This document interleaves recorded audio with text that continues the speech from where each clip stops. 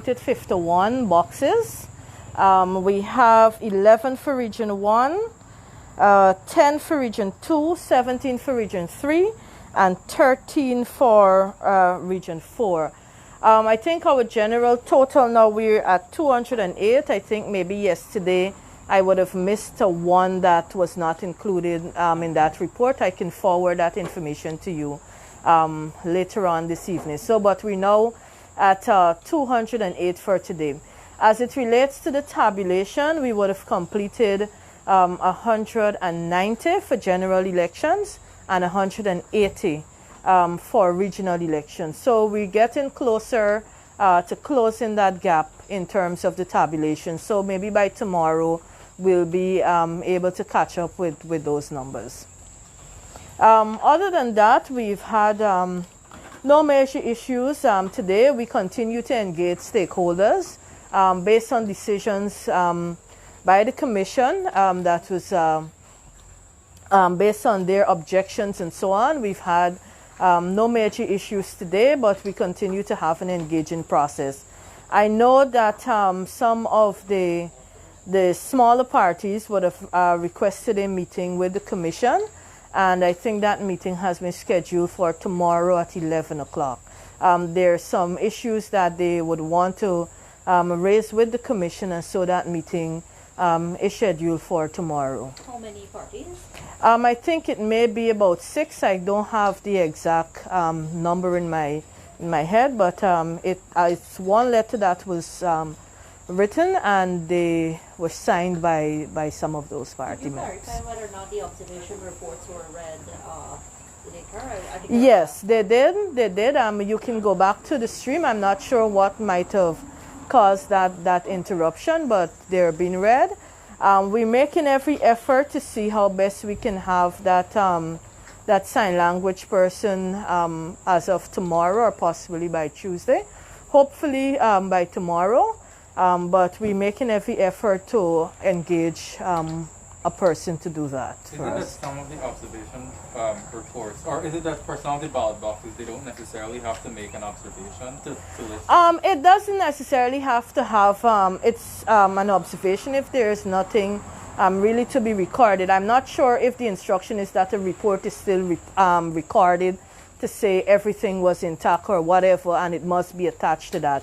I'm not sure on the specific instruction, but it's not every box you may very well have the details of anomalies and these kind of things. So we have to be clear about that aspect going forward. I know from the technical side, one of the things that our staff did raise with us is that some of the handwriting on the report is not very legible. So maybe this afternoon, where you might have had an observation report being shown, but you probably wasn't hearing anything, could have been a case like that, but we're working to ensure that we have that corrected as much as possible. Earlier today, we'd asked you about any formal complaints about the Region 4 declaration.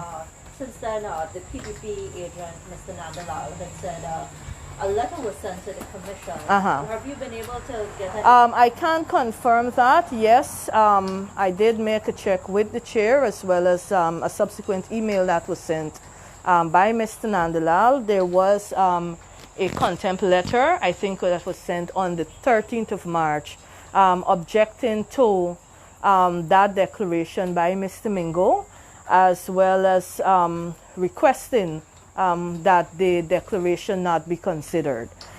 So that letter, I can confirm that there was such a letter. And I think early in the interview, you'd also asked about whether the court proceedings can be considered as part of a formal complaint.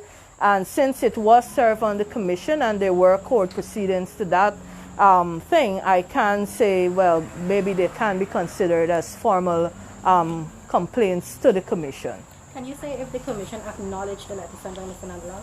Well, I can't say specifically. I would have to go back to the chair's records to see whether that was acknowledged or it was a matter that went forward to the court. That is something that I will have to doing your own computation. You would see it may be very difficult to complete the 2,339 boxes within that timeline. It is something that the Commission is cognizant of, and therefore we will need to proceed in that regard to have a revisit of that timeline. Has the health officials here raised any other concerns about persons that did? Not that I'm aware of. We're very much compliant, observing the COVID guidelines. And I must say that those who were present on site also have been very cooperative in terms of ensuring that they wear a mask, allowing for the sanitization exercise and sanitization of themselves and so on. So we've not had any difficulty in that regard. We're trying as much to ensure that we are in compliance and that to ensure that the environment is as safe as possible. Other than the meeting tomorrow with the small parties, is the Commission supposed to be on any other issue? Well, not at the moment. Since the exercise commenced, we've had a situation where the Commission has been meeting every day. So because as issues arise and so on, it is important for them to meet and to ensure that they're able to arrive at a decision as quickly as possible, and to ensure that whatever issue it is resolved as quickly as possible to ensure the process continues. So I'm not sure, apart from that, if the Commission will have a need to meet again tomorrow, but if there is a meeting, I can alert you on that.